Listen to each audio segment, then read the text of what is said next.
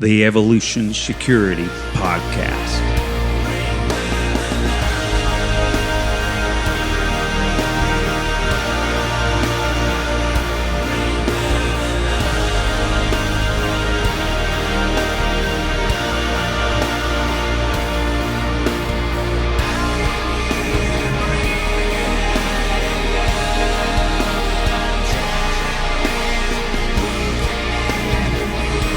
Well, everybody, once again, welcome to the Evolution Security Podcast.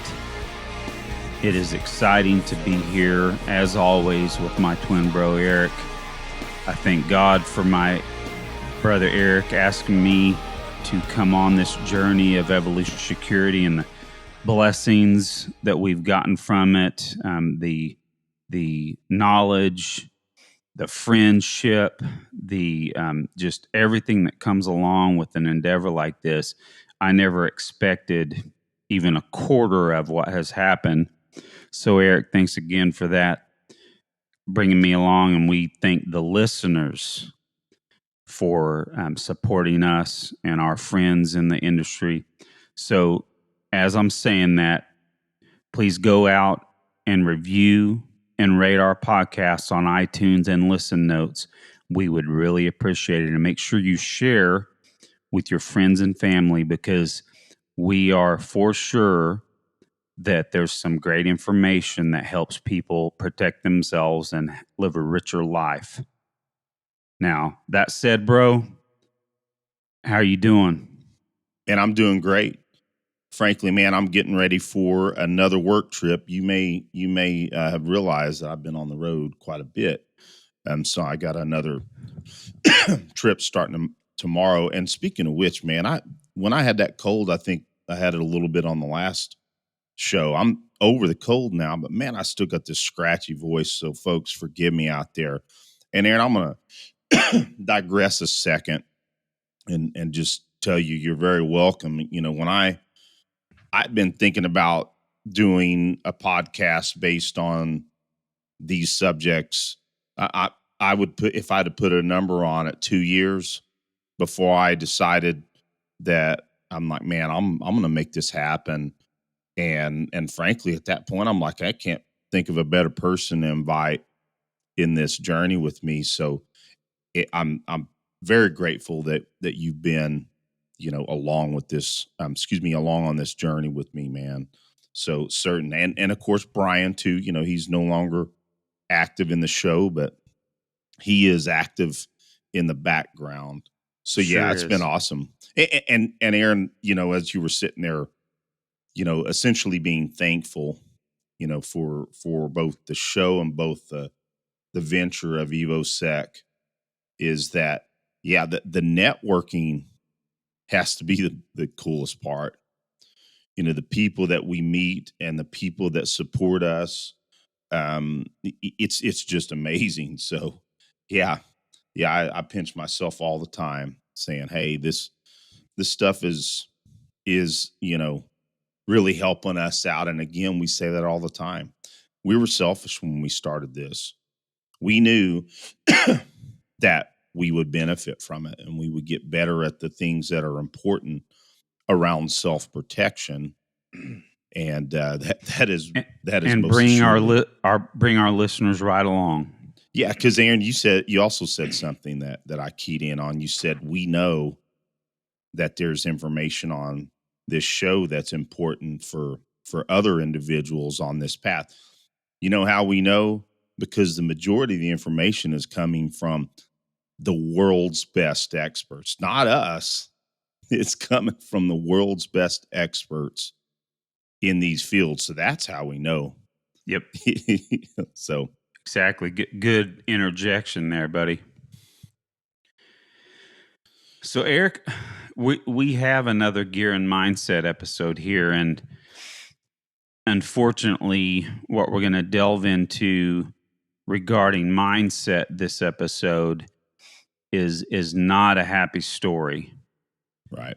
So I'm going to go ahead and give it to you to bring us into that. Awesome. Well, Aaron, it's funny. I thought about this before we decided to cover this subject. Aaron, how often do you and I talk about subjects that we need to bring up on the show that we end up dropping? Oh, quite a bit, definitely, Yeah. because current things will change a little bit, and then probably a more pertinent issue will come up, or how that goes, stuff like that. Yeah, exactly. And also in many cases, we're like, hey, we got other individuals that we follow ourselves that are covering this too. So we're Hmm. like, yeah, it's been covered. But there's sometimes that we got to cover stuff that we learn extremely important lessons from that may be covered somewhere else, maybe covered very similar, or frankly, man, there might be some of our. This is the most important point behind. We're going to go ahead and cover subjects that may have been going on and this hadn't been going on very long, about a week that it's been out in the open. And but the point is what if there's a listener or listeners that could learn from what we're discussing here tonight? Change a course of action Yeah, just by hearing about this situation. absolutely. So without further ado, for the audience members out there, a lot of folks have been seeing this. This is unfortunately the murder of Jonathan LeCompte in Lumberton, North Carolina, very close to me. As a matter of fact, this poor gentleman, 38 years old, is a Fayetteville resident, or was, I should say. And so, of course, I live close to Fayetteville. Folks know I'm stationed here at Fort Bragg. I still call it Fort Bragg most of the time. Amen. It's what it was when I was a soldier. And anyway, but the point is that, yeah, this was a tragedy. And a lot of this was, let's face it, Aaron, a lot of this was avoidable. Again, it's one of those things where you think, well, are we Monday morning quarterbacking this unfortunate incident and this poor gentleman that lost his life?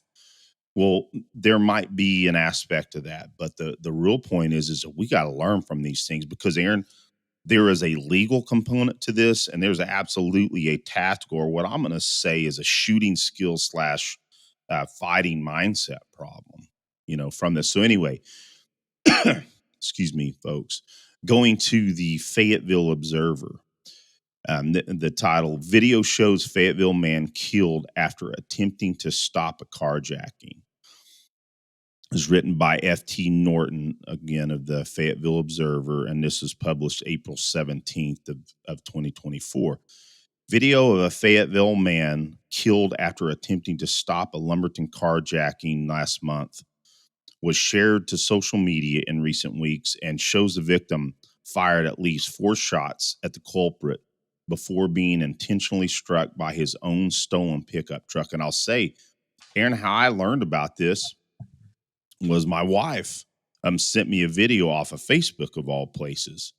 And then I started researching it and looking at the video and kind of studying what happened. And so it's interesting, some of the stuff that arrives on Facebook before we really know what's going on. Eric, Anyway, real quick, yep. I don't want to make you lose your stride, but I do want to point this out.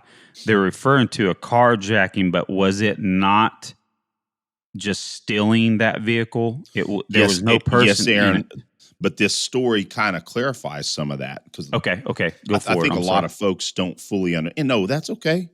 We're in a discussion too. So Jonathan LeCompte, 38, was pronounced dead at the hospital following the confrontation March 14th, the Lumberton Police Department said. And normally I don't, I kind of like to follow, don't name people, but sometimes, you know what?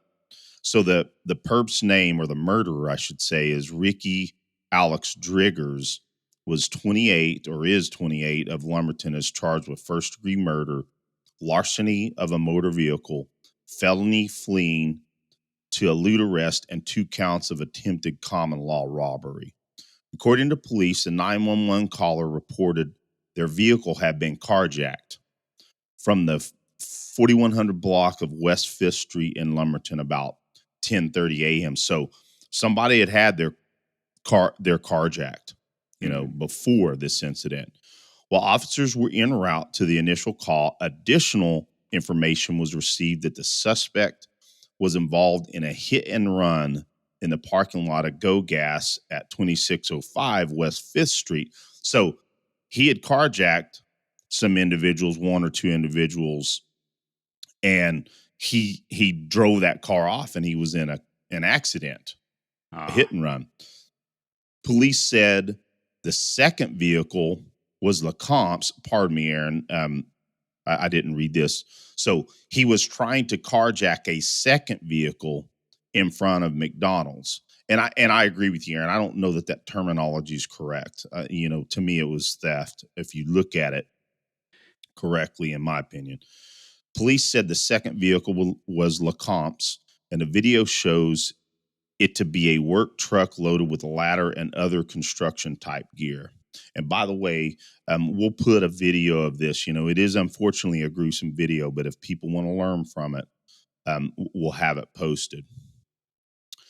The video, widely shared on Facebook, TikTok, Reddit, Instagram, and other social media platforms, begins with a man in a yellow safety vest, presumably Lecomte, pointing a gun at the accused carjacker near a pickup truck stopped in the travel lanes in front of Lumberton Burger King in North Carolina, 72 and West Drive.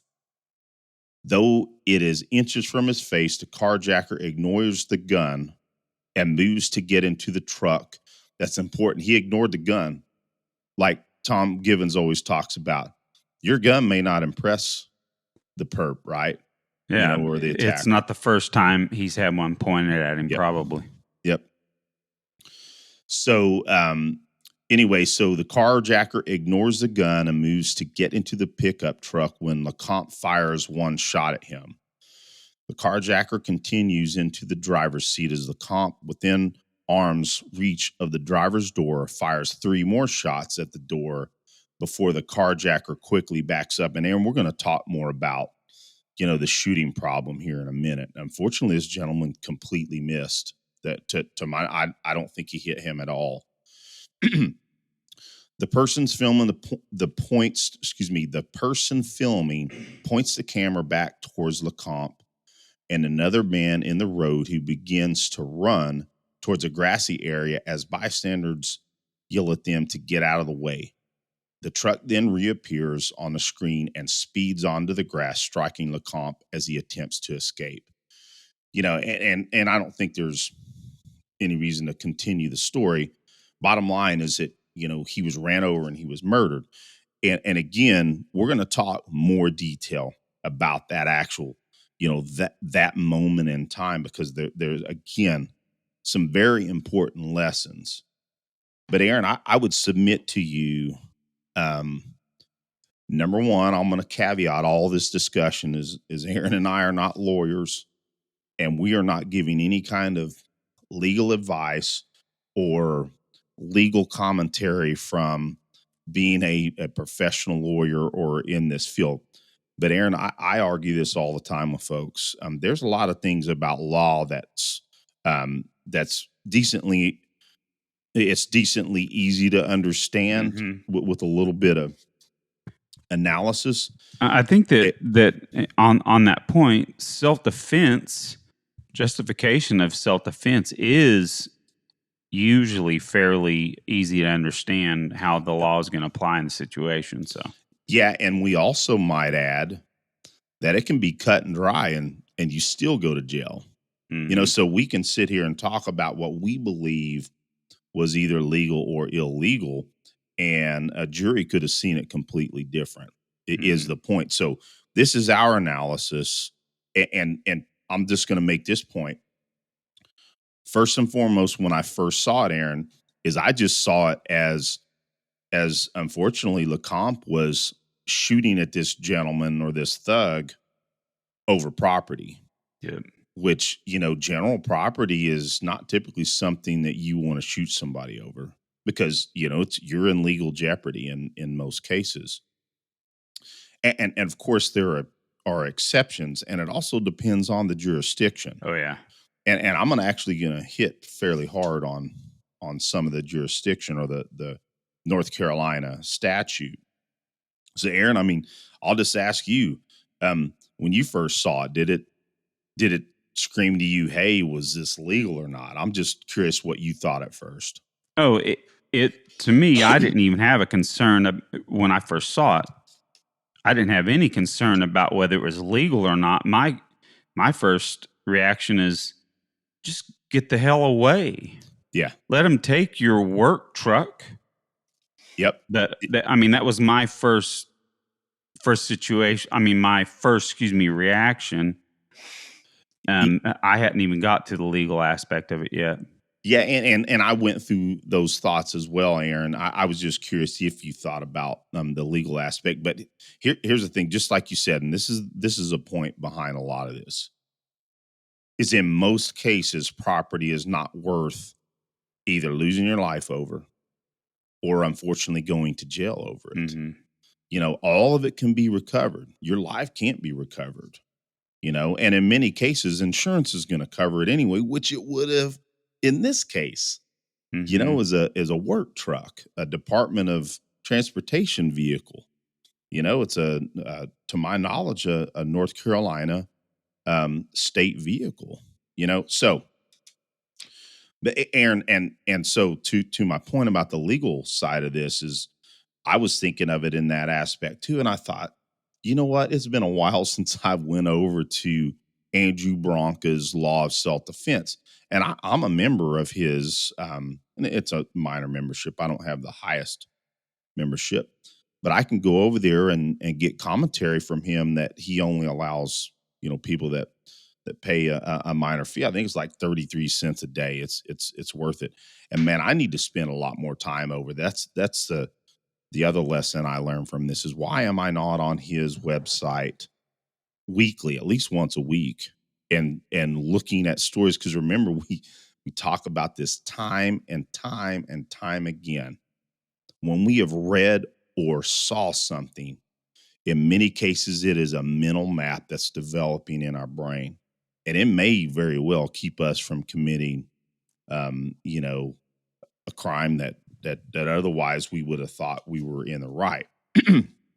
With that said, Aaron, so North Carolina does have a little bit of unique side, and this may not be fully unique, but you can absolutely protect property, but it really has to, you have to be inside that property, Mm-hmm. right? It's similar to, I guess you could call castle doctrine, but protection of property, and this is out of criminal law in North Carolina, and this is from 14-51.2. And I'm going to do myself a favor.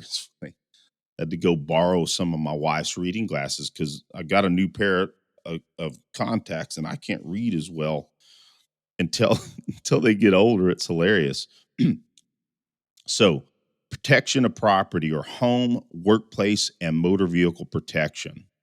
Presumption of fear of death or serious bodily harm. So it's covering, do you have a presumption of fear of death in these instances? The following definitions apply to this section: home, a building or conveyance of any kind to include its curtilage, whether the building or conveyance is temporary or permanent, mobile or immobile, which has a roof over it, including a tent, and is designed as a temporary or permanent residence. That's kind of interesting about the tent.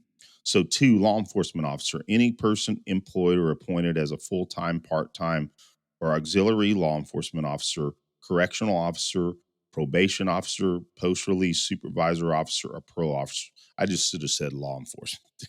Keep that short. Motor vehicle as designed in GS 20-4.01, which, we kind of know what it's going to be, several definitions, but it's a motor vehicle. Workplace, a building or conveyance of any kind, whether the building or conveyance is temporary or permanent, mobile, immobile, which has a roof over it, including a tent. So anyway, depends on if it's a home or a workplace. In this case, It's a motor vehicle, right? Mhm. The lawful occupant of a home, motor vehicle, or workplace. So that's important. The lawful occupant of a home, motor vehicle, or workplace, which I think has a lot to do with this current this discussion, is presumed to have held a reasonable fear of imminent death or serious bodily harm to himself or herself or others when using defensive force that is intended or likely to cause death or serious bodily harm to another if both of the following apply. One, the person against whom the defensive force was used was in the process of unlawfully and forcefully entering. That's important too, that Andrew Bronca pointed out, or had unlawfully or forcibly entered a home, motor vehicle, or workplace, or if that person had removed or was attempting to remove another against that person's Mm. will from the home, motor vehicle, or workplace. A carjacking. Yeah. Well, in this case, Aaron, the current owner, or the worker, in this case, LeCompte, was not inside the vehicle. And Andrew points out, and this is something I want to look at further. He points out that just simply being able to open the door, like if it's unlocked, may not be forcible entry. I don't know if that's really what he was saying. I'd like to ask Andrew about that, but I think that's what he was saying. You have to forcibly enter that. And two, the person who uses defensive force knew or had reason to believe that an unlawful or forcible entry or unlawful or forcible act was occurring or had occurred. So again, this has to do with forcible entry and if the person is occupying that vehicle, home, or workplace. So Aaron, I'm not going to go heavily into there's a presumption as set forth in subsection B, which is what I just read, of this section shall be rebuttable, in law, or excuse me, in a court of law, and does not apply in any of the following circumstances. I will summarize these. The person against whom the defensive force is used has a right to be there. So if a person had a right to be in that dwelling, or two, that the person that was being taken was a child or grandchild of the person against whom the defensive force was used, right? So if a Mhm. grandparent's trying to take a grandchild, or a parent trying to take a child, in Yeah. that case, the person who uses defensive force is engaged in attempting to escape from or using the home, motor vehicle, or workplace to further any criminal offenses that involves the use or threat of physical force or violence against any individual. So, again, that's that the person was committing a crime, Mhm. right? In this case. Um, and then lastly, the person, again, whom the defensive force is used is a law enforcement officer, in official duty. So, I'm not used to wearing reading glasses, man. But I wasn't. The writing on this was a little, a lot smarter than I needed those glasses for it. So, bottom line, Aaron, is I believe in this case, if unfortunately the gentleman was still alive, um, who knows? A DA could have said, "I'm not prosecuting this." It's very possible, Mhm. but he, from reading that statute, I should say, it sounds to me like he probably could have been in legal jeopardy. What do you think after hearing some of that?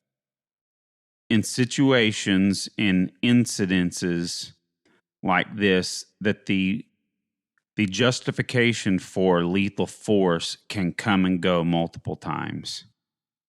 And most certainly when he engaged, more than likely, right, he was in not immediate danger of deadly force against Yes. At, himself. yeah, at that very moment. And Aaron, I sit there and think, it is kind of difficult when you start trying to think of somebody's frame of mind. Hmm. because the standard is, would another person in the same situation make the same decision that you did? Another reasonable person. Yeah, and Aaron, I don't think it's reasonable to believe that he was in threat of death or grave bodily injury. What I think, and this is where Andrew Bronca, essentially says, be tough to kill, but tough to be prosecuted, or how he says, I'm sorry, Andrew, if I'm messing that up. Hard to convict. Hard to convict. Thank you. Hard Aaron. to kill, hard to convict. Yep. Thank you, Aaron. But essentially that is the problem with this, is that, if you carry a firearm, it is way bigger responsibility than most people that carry a firearm consider. That's correct. Yeah. Because they go around and they have these assumptions of what they can and can't do. And then also in some cases, and I'm just going to be honest, in this instance, Aaron, maybe the guy was so, pissed off, and, maybe some of his ego got in the way. He had, and this is what I was talking about, his possible state of mind, is, to my understanding, he had stopped to help in the instance where this other person or persons had their car jacked from them. So he has in his mind, this guy's a carjacker. Mm-hmm. But this is where, again, when we're talking about learning, also on video, Aaron, I didn't see a weapon in his hand. Yeah. Right? I mean, maybe he did. I just didn't see it on video. If any audience member out there knows otherwise, please let us know. At crew@evosec.org, you can email us. So please let us know if I'm wrong on that. And again, Aaron, that points towards some of the tactical issue. And I was going to point this out a little later, but Aaron, frankly, that could have been solved with some good fighting skills. So there's two ways it could have went. It's like, man, this is my work truck. I'm not getting into a damn fight over my work truck. I'm gonna step back and call the police. The dude just stole my damn truck. That could have been one way to handle it. Or, in that instance, Aaron, I'm just being honest. I may have engaged a person at least to physically keep him from taking the truck. I don't know. Maybe I would have had a better thought process at that point. Said, you know what? Hey, it's not worth it going further than it could go in this instance. Maybe a weapon would come out at that point. Frankly, as we sit here and talk about it, the best option was just let the dude take the truck, let the police handle it at that point. So yeah, Aaron, again, it could have been handled physically. So Aaron, let's talk a little bit about the tactical problem, or, as I said before, the shooting skills and fighting mindset problem. We talk about this all the time. A pistol is not a talisman. It doesn't ward off evil, and it's not a death ray. And we already pointed out the bad guy wasn't impressed with that pistol in his face at all, right? I mean, it's readily evident. So, I already talked about the physical. He could have been stopped physically.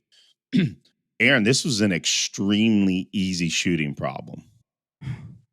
Would you agree? If he was legally justified, wasn't he, less than 2 yards away? Yeah.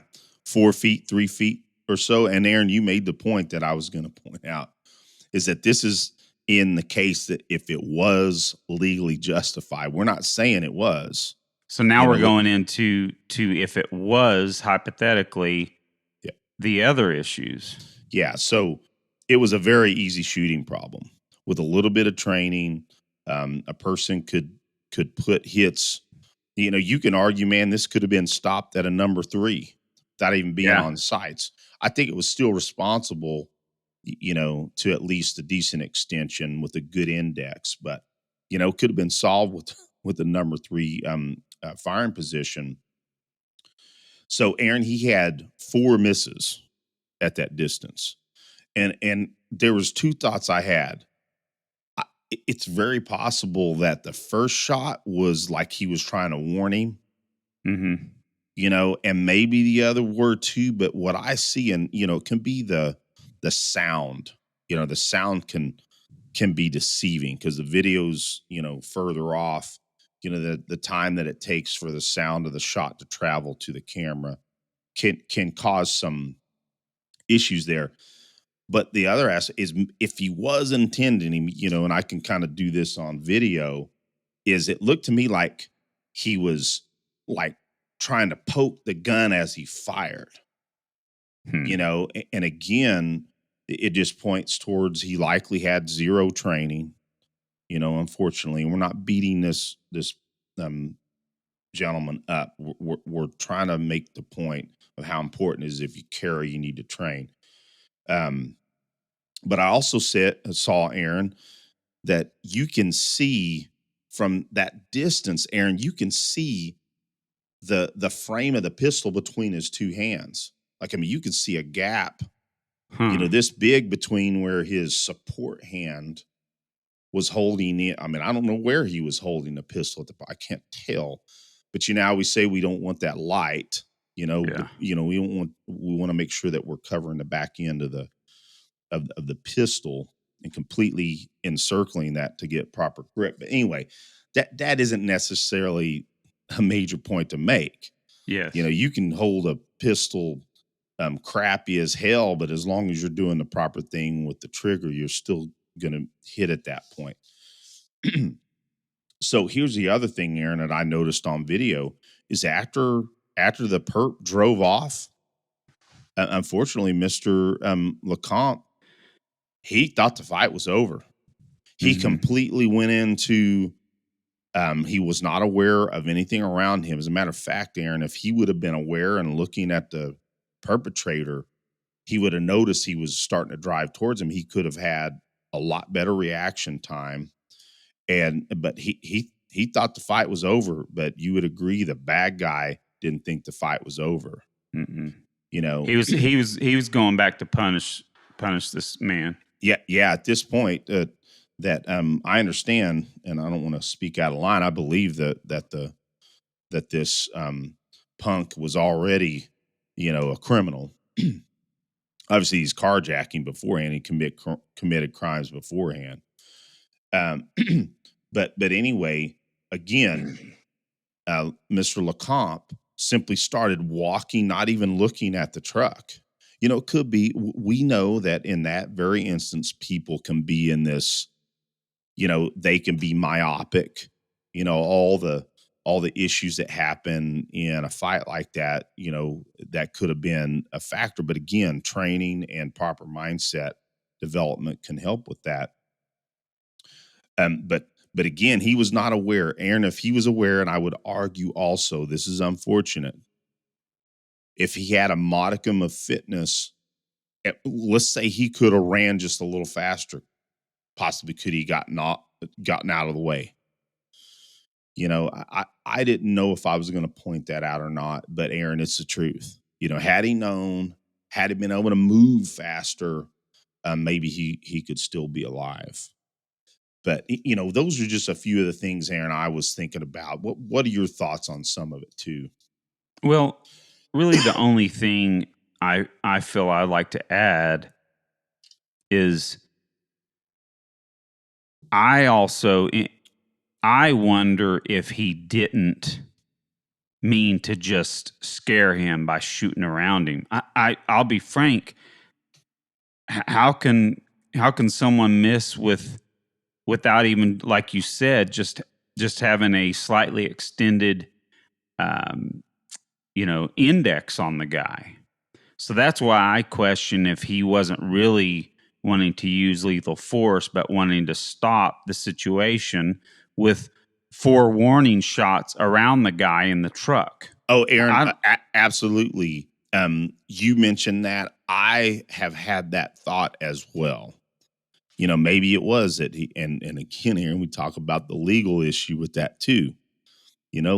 Warning shots will get you hemmed up legally too, Yeah, because if you're just doing warning shots, you're using lethal force when you don't feel at that moment that you're actually in lethal jeopardy or in fear for your life or grave bodily harm. But yeah, Well, that's good. my main. You enunciate a lot of good points about it, and it's a shame. Like you're right. I mean, like you said, excuse me, that you could tell simply by grip that he maybe hasn't practiced a lot, or I mean, he could have been scared. There's so many things that Yeah, could Aaron. have gone wrong for this gentleman. But Yeah, like you said, we're trying to learn from it because it's a real example of a really bad outcome of tactical decisions and possibly lack of skill that I still question. But yeah, and again, the legal aspect, so recapping, there looked to be a legal problem, and their definitive view was a skill and mindset problem that we just want, if there's newer people to this show or newer individuals in this path that, we welcome anybody carrying a pistol. This gentleman, Mr. Lecomte, he had every right to carry that pistol with no training. yep. That we do not advocate training as a requirement to exercise your Second Amendment rights. But what we absolutely advocate is everybody should have training. Mm-hmm. And it's unfortunate he didn't in this instance to be alive, but then I really do think he would have been fighting an uphill legal battle. And Yeah. Aaron, I want to talk to Andrew a little more about, and I just didn't have time in the instance. I could have shot him some questions, but I can do that after the fact. But again, a shout out to Andrew Bronca for the law of self-defense. And by the way, folks, and I got no bone in this fight, dog in this fight, goodness. Anyway, laughing at myself. Andrew Bronca is sending his law of self-defense principles out to anybody for free, just as long as they cover shipping. Mm-hmm. So folks need to go to his website, get that book for free. Do I have mine close to me? I think it's downstairs. But yeah, that book, and people need to understand it and internalize it. So, well, Aaron, that's all I got on that, man. Unfortunate tragedy. Yes, it is. Well, Eric, in regards to training, that is one thing that you and I, of course, have been rolling out more and more classes, and I find it apropos that possibly this gentleman's grip may have been an issue.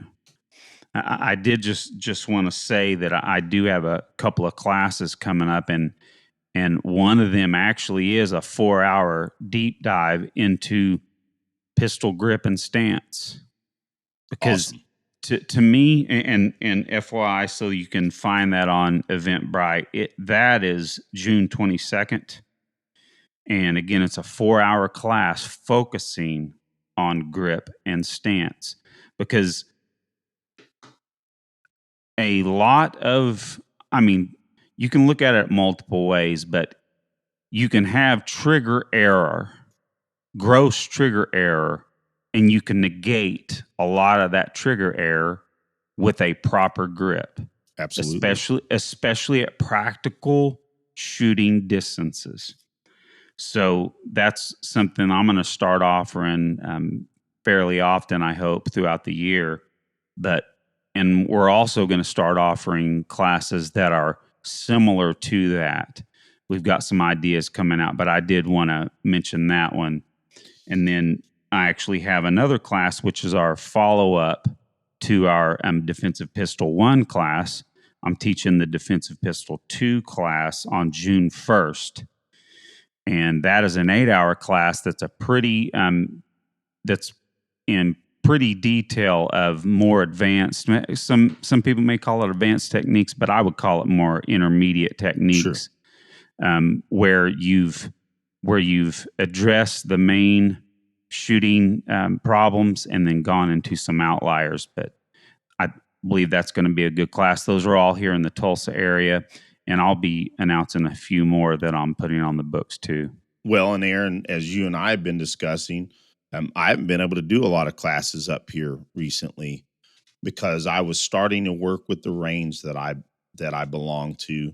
And Aaron, I'm just gonna be up front. You know, it's unfortunate some of these boards are just FUDs, man.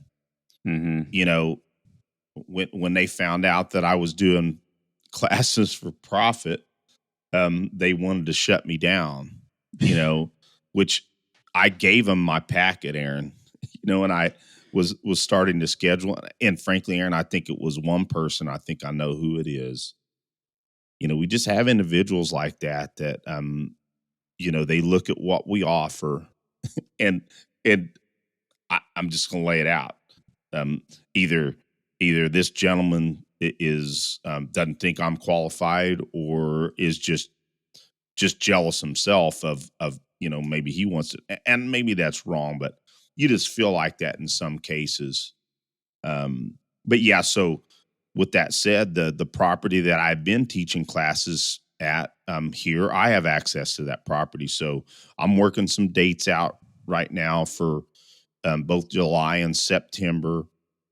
And I'm going to be doing one of our 8-hour classes. And I'm also, and Aaron, as you and I have been talking about, we're going to start offering more of 2-hour and 4-hour blocks again, because some people, they don't want to commit a whole lot of time. Again, you know, it's just a fact that, you know, maybe some people will commit to a couple hours or 4.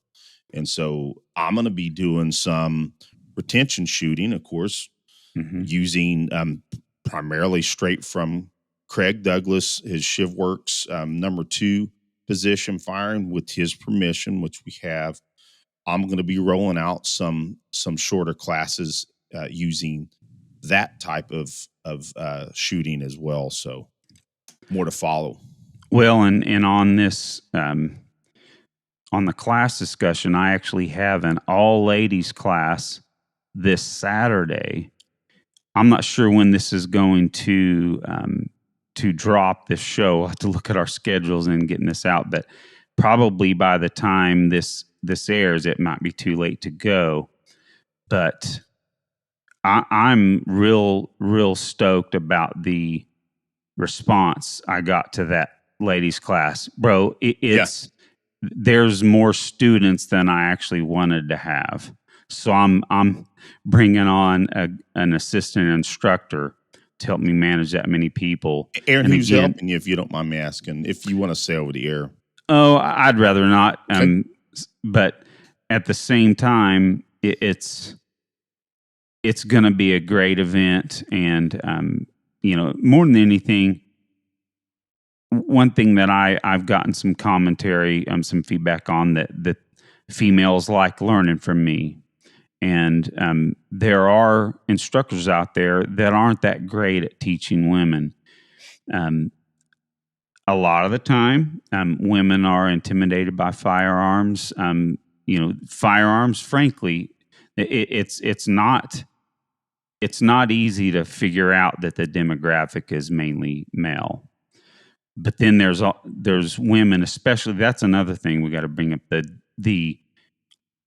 the huge increase in female firearm ownership and interest in the last couple of years, which is awesome. And I think maybe one of the reasons why this class will probably sell out, and bare minimum with the other people that I'm having come, it's going to be more people than I was planning on having. So, well, that's awesome, man. And I think it is important, you know, teaching women can be different. And when I say different, women learn differently than men. And also you have to be sensitive to some of the aspects of how you teach women. You can't be grabbing all over them, you know, and like we might do more with men. and there's some aspects of it that you just got to consider, like you said, some, especially if they're brand new shooters.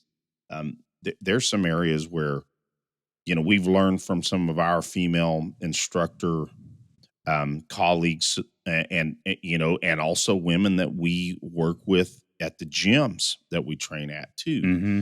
that have helped us to understand how to interface and better affect learning with our women clients. So I'm looking forward. I've been working and discussing this with one of my training partners at the gym as well, about putting together a female only here soon. Yeah, bro. Well. I think the female only class is going to be a decent seller. So I'm looking forward to offering it this weekend and then in the future.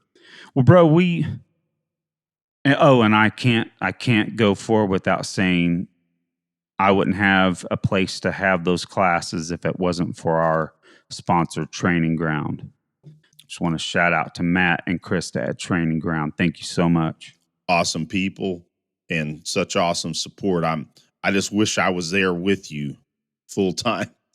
You and I'd be, putting so much use to that range. One of these days, having that range is a blessing for sure. I retire in 6.5 years. Well, I look forward to you living right down the street from me. Amen. I'll ask Becky if you can move in upstairs. We'll see how that works out. Jan and I have too much stuff.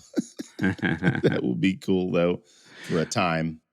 Well, I'm going to go ahead and bring up something that is germane, of course, to a lot of topics that we've been talking about, which is the increases in crime throughout the country and in large cities specifically. You can see all over the place where analysis is showing that crime has gone up, and then you can see analysis elsewhere that it's gone down. Right. So it matters where you're getting that from. It matters the context. But what I do want to talk about is the aspect of district attorneys.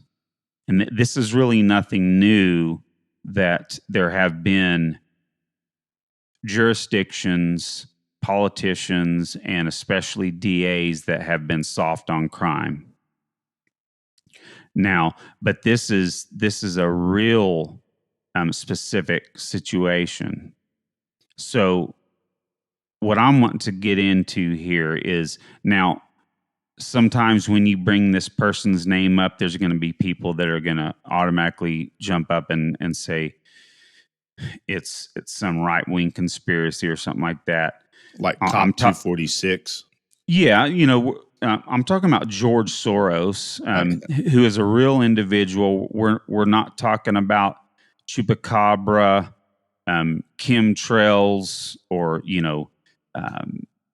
little green men in Area 51. We're talking about a real individual, a Hungarian man that is an immigrant to the United States, that is a billionaire, that in fact spends, it is his mission to re-engineer the United States when he's actually from another country.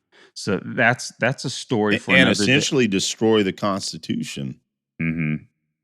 So we're going to stick specifically to this particular effort. Now, what I'm going to do is go through some excerpts from a speech given by a gentleman named Coley Stimson. And this is from a speech he gave last March, that, a month ago, at the Alan P. Kirby Jr. Center for Constitutional Studies and Citizenship on the Hillsdale campus in Washington, D.C. Now, let's explain where this gentleman's coming from, Mr. Stimson. He is the deputy director of the Edwin Meese III Center for Legal and Judicial Studies.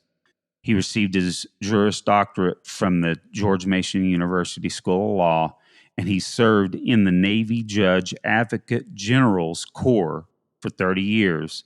And he's also served as a prosecutor in San Diego, Maryland, and was a U.S. attorney in the District of Columbia. So, Eric, he's a pretty distinguished attorney and scholar. Of the highest degree. Definitely. So he's done a lot of research into this, and these facts are easily ascertained, but he's summarized it really well. And I'm just going to kind of parse this because it's a long speech, but I just want to hit on some key points. So most of this I'm going to be directly quoting. I may have some paraphrases here. I'll try and make distinguishments here and there. But so, quoting from his speech, until recently, elected county district attorneys upheld their end of the social contract by firmly and fairly enforcing state criminal laws and protecting citizens' rights. Regardless of party affiliation, these gatekeepers of the criminal justice system did their job. But that changed in around 2015, and that's with George Soros's funded, quote, progressive prosecutor movement. This movement is animated by two beliefs. The first is that the entire criminal justice system is I always get this word goofed up. Systemically racist. Let me take a drink here real quick. That's part of it. So the first of these beliefs is that the entire criminal justice system is systemically racist. The second is that the only way to fix that system is to dismantle it by getting pro-criminal and anti-police district attorneys elected. Now, the sick irony of this movement, in areas it has prevailed, most of the harm has been borne by racial minorities who, of course, they are purporting to represent. Absolutely. It's terrible. Now, the movement focused on the fact that prosecutors, not police, are the gatekeepers of the criminal justice system. District attorneys decide whether to file charges and which charges to file. By replacing traditional prosecutors with attorneys who see defendants as victims, it would be possible to, quote, reverse engineer and, quote, dismantle the existing criminal justice system. Now, here's a key point, Eric. The reason why they focused and used this tactical attack by going after DAs and getting these types of DAs elected is because many voters are not as engaged or knowledgeable about these lower ballot visibility elections, right? Yep. Oh, absolutely. Sometimes we can be guilty of that as well. Yeah. Now, not DAs we're a lot more astute to that now. Yes. But guaranteed down ballot voting is a problem. Yes. People don't do their due diligence. So yes, go ahead. So now, taking into account direct campaign donations, policy infrastructure, media relations, sponsored academic and think tank papers, lobbying campaigns, etc., Soros spent an estimate of over $1 billion on his own. Now, other billionaires, including Facebook's founders Mark Zuckerberg and Dustin Moskovitz, and Patsy Quillen, who is the wife of Netflix CEO Reed Hastings, those people have also generously contributed to this cause. Now, the playbook here, one of the hallmarks of this rogue prosecutor movement has been its usurpation of the constitutional role of state legislatures. Once elected, these rogue prosecutors refuse to prosecute entire categories of crimes that are on the books in their states, justifying their refusal by claiming, quote, prosecutorial discretion. But in fact, the refusal to prosecute crimes violates the separation of powers between the executive and legislative branches of government, and, of course, distorts the entire legal system. And Aaron, if I can stop you there, and let's talk about that for a split second. Why is it a violation of separation of powers. That is because the legislature writes the laws and the executive branch to include the DAs. The DAs are a part of the executive branch. They're supposed to enforce those laws. Mm-hmm. So yeah, if they don't enforce it, they are absolutely, violating separation of powers. I'm sorry, I just wanted to make a fine point about that's a good point, and I'll read further here. I might even expound on that a little bit. And forgive me if it does. No, that's an excellent point. So back to this speech here, prosecutorial discretion is not limitless. The principle behind it requires the enforcement of laws, except in the cases when prosecutors believe in good faith that an applicable law is unconstitutional. It's not power to redefine crime and punishment. By refusing to prosecute entire categories of crime, they are in effect repealing criminal statutes, like you said, bro, and acting in place of the legislature. This is prosecutorial nullification, not discretion. Yeah, nullification. That's the word to use. Yeah. So I'm kind of going through this further down through his speech here to get to some key points. Now, here he's listing some of these major city DAs that were elected through this George Soros and other billionaires' efforts here. So George Kaskin, the district attorney of Los Angeles, issued a written directive to his 1,000 prosecutors detailing the 13 misdemeanors that, quote, shall be declined or dismissed before arraignment and without conditions. Now, unless certain exceptions or other factors exist. Not sure what those are, but in the same directive, he said it is not an exhaustive list and that each prosecutor has the discretion to decline any of the hundreds of other misdemeanors in the California Penal Code that fall within the, quote, spirit of this directive. So now here's some examples here, other examples. 2 weeks into the job, Kim Fox of Chicago unilaterally raised the bar for prosecuting felony shoplifting from $300 per incident to $1,000 per incident, essentially declaring open season on retail stores. Philadelphia's Larry Krasner, San Francisco's former district attorney Chesa Bowden, New York City's Alvin Bragg, we know who he is, and others have acted similarly, contributing to the tsunami of shoplifting and organized theft from retail stores and pharmacies in national chains and family-run stores. Not surprisingly, many stores in these cities have closed, and boy, I've seen lots of footage of that stuff. Oh, yeah. Including, I believe, a prime example is a CVS store that had to shut down in San Francisco precisely because of this stuff.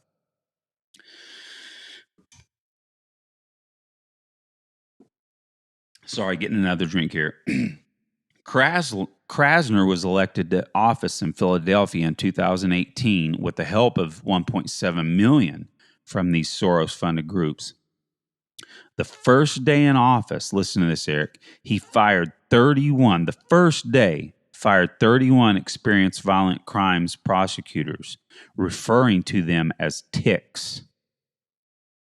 Know where his mindset was. Yes.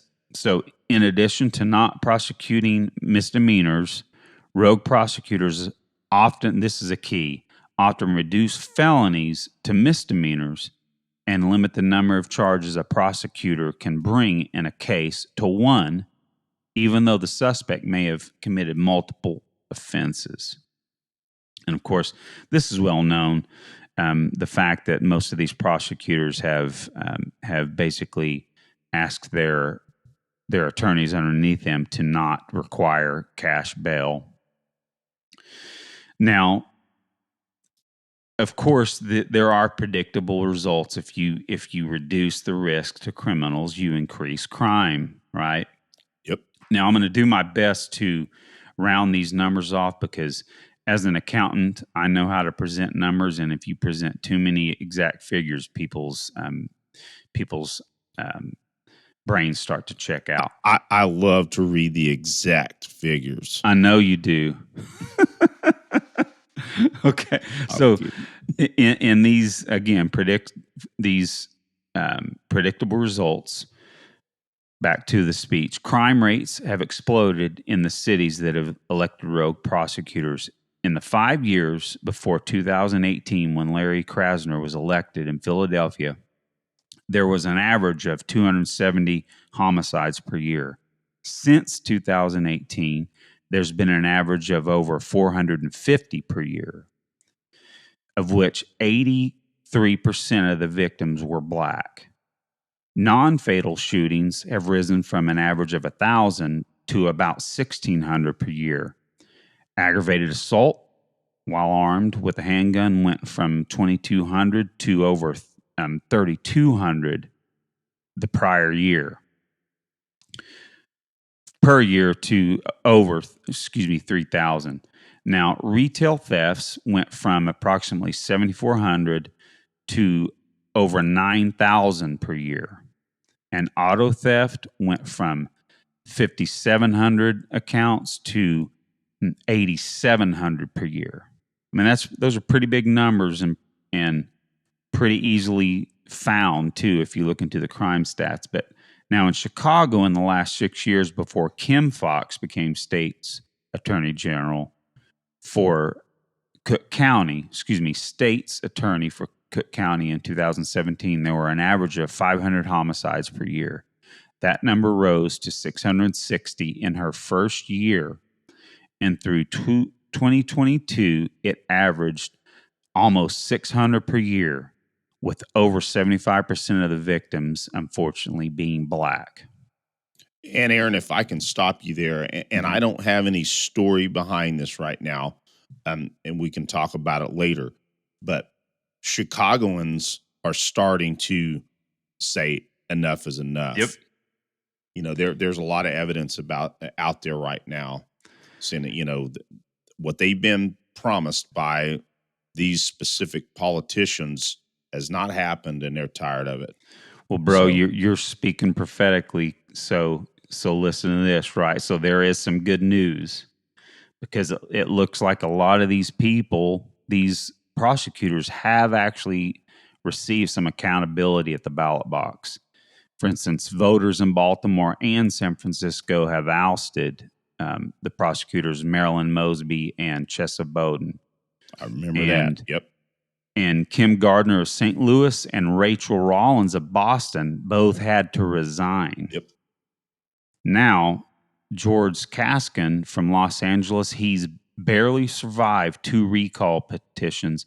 And in a recent election primary vote, he only got 25% out of 11 candidates. So, again, the lesson is that people need to pay attention to these, quote, low visibility local races, because this stuff matters. What we're talking about here, let's get down.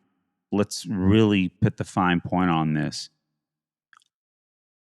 From pushing this reimagining or reengineering of the criminal justice system from the Attorney General office, there have been people that have died. There's been more people that have been shot, raped, victimized in multiple ways because of soft on crime policies. When you tell people that they don't have to, when you tell them that their risk of committing crimes has gone way down, not only are they going to commit those crimes, they're going to go to even higher level crimes. You don't have to be a psychologist or criminologist to understand that. So, well, and Aaron, again, to add a little, you know, again, we again just had a show where we talked about one of our 1-star reviews. And this is precisely why you cannot extricate politics from self-defense and the Second Amendment. mm-hmm. You know, this is a perfect example of politics increasing instances where people are maimed, murdered, raped, attempted, or with attempted murder, the old school term for it. But yeah, I mean, folks that are gravely injured for the rest of their lives. This has been because of politics. And I want to remind people that are so um, concerned about politics. Man, the root word, I say this all the time, of politics is polis. The city, you know, it has every bit to do with the people. You know, essentially the society or the civil society that people or that we live in is affected by politics. This is a prime example. And Well, it affects self-defense. Absolutely. and one of those effects, Eric, right, is prosecutorial discretion goes both ways. Absolutely. Does it not? How much you want to bet that not a small number of people that used deadly force or a firearm to protect themselves in these same jurisdictions didn't get hauled up and Absolutely. prosecuted? Absolutely. Whether they knew there was a win in court or not, again, is a situation where the legal process is the punishment. Yeah, pardon me. Yes, the legal process is the punishment, bro. There are some people that would get in legal trouble, but let's just get down to it. Sometimes they commit suicide because they're in so much legal trouble. Yep. There are some serious consequences to using your power to let violent criminals go and then go after a normal citizen like they did in New Jersey, the single mother nurse that had made the legal mistake of driving with her New York concealed carry permit and firearm into New Jersey. They threw the book at her. Did she have any prior convictions, law? She did not. It was her first offense, and they threw the freaking book at her. I need to look up and see exactly what happened on that. Either way, I don't remember if she was convicted, but 100% her life went through the ringer. Oh yeah, I mean, there's countless stories of that. Well, so, like Aaron, I said, that the discretion, the prosecutorial discretion, goes both ways. Well, Aaron, I didn't intend to get to a long discussion about this, but so I'm going to get a little bit comical, even though what's going on around our nation right now, all these protests of spoiled ass liberal college students protesting in the streets. That by the way is heavily funded by Soros. That has been proven this week that a lot of these protests are not grassroots. They're being funded by Soros and his organizations and others like him. But Aaron, on a funny note, I just think it's hilarious. Aaron, did you notice that deeply grassroots effort of protest in Colombia, of that encampment? Man, did you notice that as they were tearing that down, it amazes me that all of those people in that encampment seem to have the same model, same color wheel tents. Oh, I did not see that. Freaking hilarious. I'm pointing that out to my wife. I was like, look at all those tents. They're the same damn model and same damn color. It's like, oh, I got to see that. That is I'll see funny. if I can bring it. Of course, it was one video that I saw. I mean, it had to have been at least in that video, it had to have been 15 or 20 tents, the exact damn same. So how's it that grassroots individuals in that encampment, how in the hell do they all get the same damn tent? Well, they all went to Trader Joe's or REI, isn't that the name of that outfit? Or what's that? Moose Jaw walked in there and they all coordinated. Yeah, and I'm sitting there thinking, as thinking of that exact same situation. I know damn well that whoever, if they could have went to the same place, wasn't going to have that many tents of the same model and color True, wheel. true. So somebody ordered those things in bulk. Do you think they got a So, discount? yeah, or is I don't know. donated. Yeah. Anyway, Well, again, I do want to state we're not talking about, again, chemtrails or chupacabra. George Soros and other individuals do spend billions and billions of dollars trying to change our forms of government. And I'm not saying that doesn't happen, hasn't happened forever, but this is just such it's so easy to see going on and so easy to see the results, where other things that really are kind of do get into conspiracy analysis, not necessarily theory, but you know what I'm saying, where you can't necessarily prove stuff where there's just correlation. But in this case, you can easily see, trace the money, and see the results in these cities. absolutely. And back to the fact that this is the Evolution Security Podcast, and let's reiterate what that name signifies.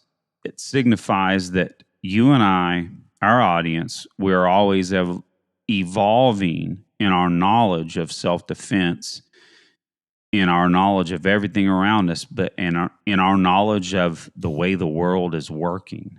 Yep.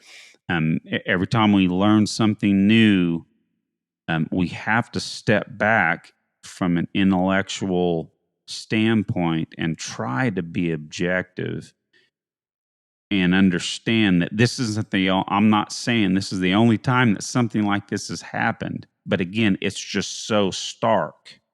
It's not a conspiracy theory. It's real. And unfortunately, people's lives are lost over some person spending some of their cash to try and change the United States when they weren't even born here. Absolutely, man. It makes me angry in that sense because this individual doesn't love this country, doesn't have a foundation in the patriotism of our founding, and he is in a big way is being successful in impeding this civil society and the individuals in this country that have been influenced by those philosophies, those Marxist philosophies that want to tear down our way of life and our civil society. Man, let's face it, there are some successes in that. So And so people like George Soros and hey, let's even take it back to Mark Zuckerberg's involved, right? Man, if it wasn't for our show and a few other reasons, I would love to drop social media. me too. But those people sit in their opulence and move game pieces around with no concern about that, because there's no consequences to them. Maybe at some point in the future, their investments may be effective, but they're diversified, etc. Right? So they're sitting there playing games with people's lives, and people are literally dying as they sit there and say, "I want to make this change because I don't like this country. I don't like the way the people in this country live their lives. And especially, I don't like the fact that they have freedom to make choices, and specifically choices to be able to protect themselves." Well, and Aaron, to drive home the point that you mentioned a couple of times, is the individuals that George Soros and his ilk purport to help have been the ones that have suffered the most is minorities in the inner city. And we feel for those people, regardless of what certain individuals that, complain about our show. We have empathy for our fellow man. And it's painful to see that happen to those people, So, well, man, honestly, man, this has been a pretty deep conversation on both subjects, but also I've had a lot of fun as well. We like to cut up a little bit too, try to add a little light to certain things. But man, I'll be honest with you, bro, I got to travel in the morning, so I think I'm ready to say goodnight if you're cool with it. Oh, of course. I need to run down to the hardware store and get some target stand slats. I need some new ones too, man. Bro, I found some good ones that were fairly inexpensive. The last ones I bought were not even as good as these and way more expensive. So I'm gonna go pounce on some here and get them ready for the class this Saturday. Awesome, bro. Well, good luck with the class. I know it's going to go great. Well, man, you'll be your best performer self. Amen. It's going to be fun. I'm hoping to pass on some fun and knowledge to the students this weekend. So excellent. All right, man. Have a good one. Love you, bro. Love you too, bro. Bye.